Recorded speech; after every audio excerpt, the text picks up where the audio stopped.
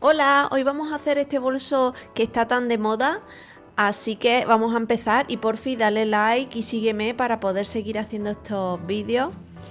Te voy a dejar abajo toda la lista de materiales que vamos a usar y también cómo conseguir el patrón.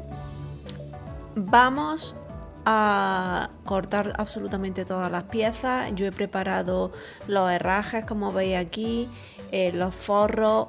Voy a usar foam, que es un tipo de acolchado, pero tú puedes usar entretela, puedes usar fieltro, puedes usar cualquier tipo de relleno que te guste o que suelas usar habitualmente.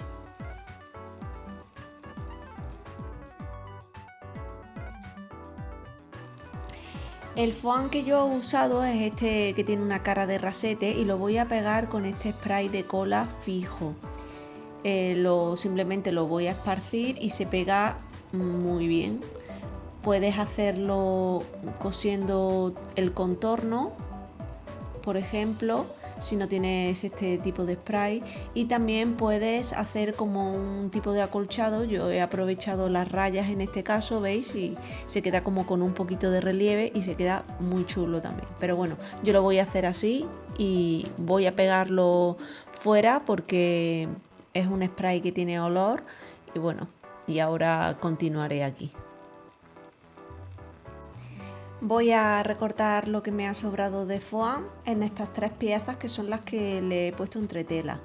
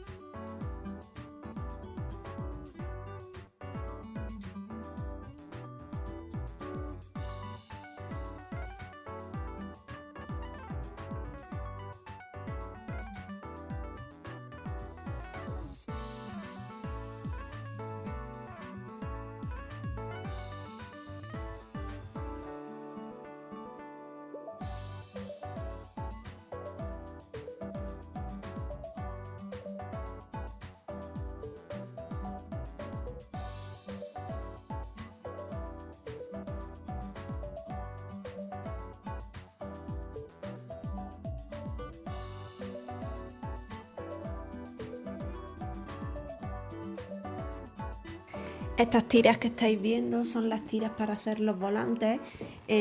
También se pueden hacer sencillas, remallando lo que sería todo el filo con una única pieza en vez de ser doble y darle la vuelta.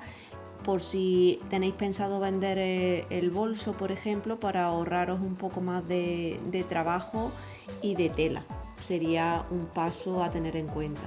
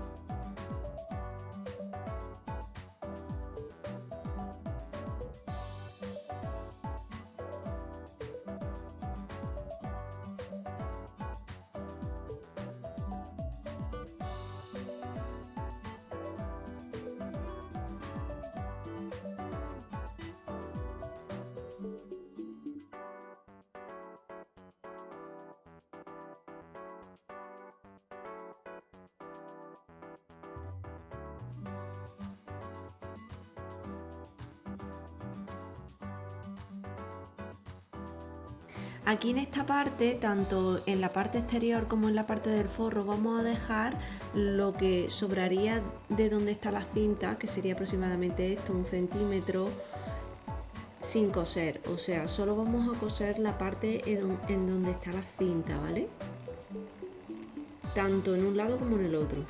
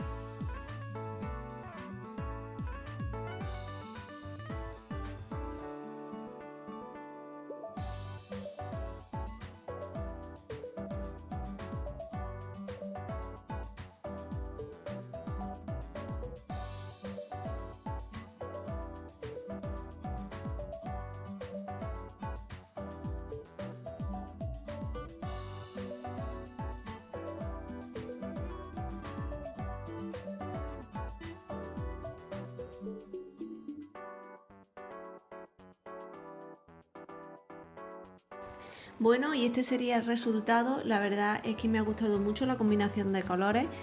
Si lo hacéis, por favor, escribirme por Instagram o dejármelo aquí en un comentario. Y ya sabéis, si me seguís, pues ayudáis a que siga subiendo y compartiendo este tipo de patrones. Espero que os haya gustado. Un besito.